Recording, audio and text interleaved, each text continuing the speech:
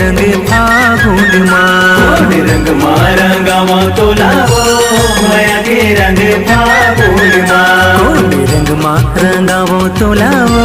माया के रंग फागुन कोड रंग रंगावा तोलावो माया के रंग फागुन हरा पीला नीला सब रंग लागे फीका, हरा पीला नीला सब रंग लागे फीका, रंग जाना गोरी पीरी रंग कोड रंग लाल गावो तोलावो माया के रंग फागुन कोड रंग लाल गावा तोलावो माया के रंग फागुन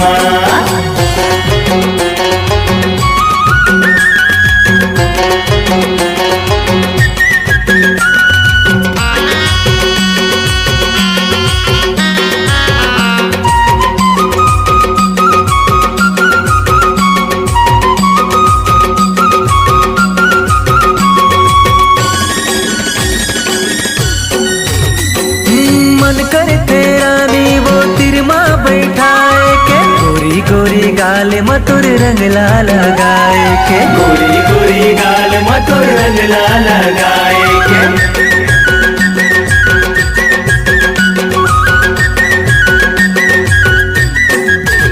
हाँ करके इशारा वो तिरमा बुलाए के, मन करते गोरी वो माया जताए के, मन करते गोरी वो माया जताए के, मन करते गोरी वो माया जताए के। बाजा थे नगाड़ा उमड़े है सबो पारा,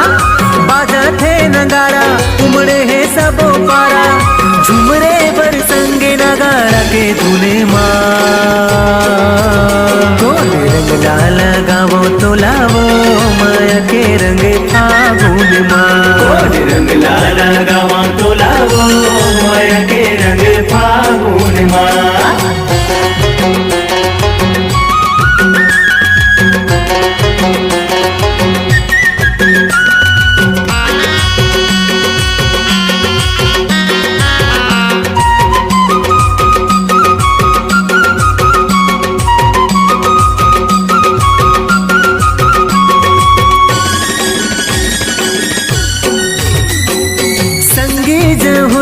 संग कर था तोर बात वो, मन करते खेले के होली तोर साथ वो, मन करते खेले के होली तोर साथ वो,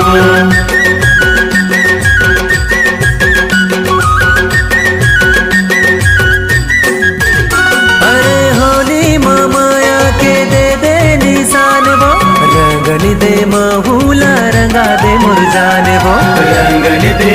मूला रंगा दे मुरझान वो, रंगन दे मूला रंगा दे मुरझान वो। कौन रंग वो गोरी लिखा वो तोरे नाम, कौन रंग वो गोरी लिखा वो तोरे नाम,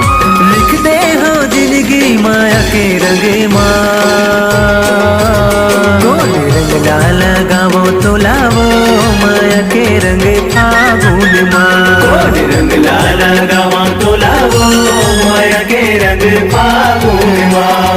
हरा पीला लाल उड़ा थे गुलाल, हरा पीला लाल उड़ा थे गुलाल, रंग जाना गोरी ते प्रेम रंग कोड रंग लाल गावो तोलावो माया के रंग फागुन कोड रंग लाल गावा तोलावो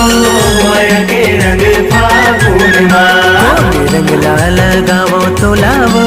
माया के रंग फागुन कोड रंग लाल गावा तोलावो माया के रंग फागुन कोड रंग लाल गावो तोलावो माया के रंग फागुन कोड रंग लाल गावा तोलावो माया के रंग फागुन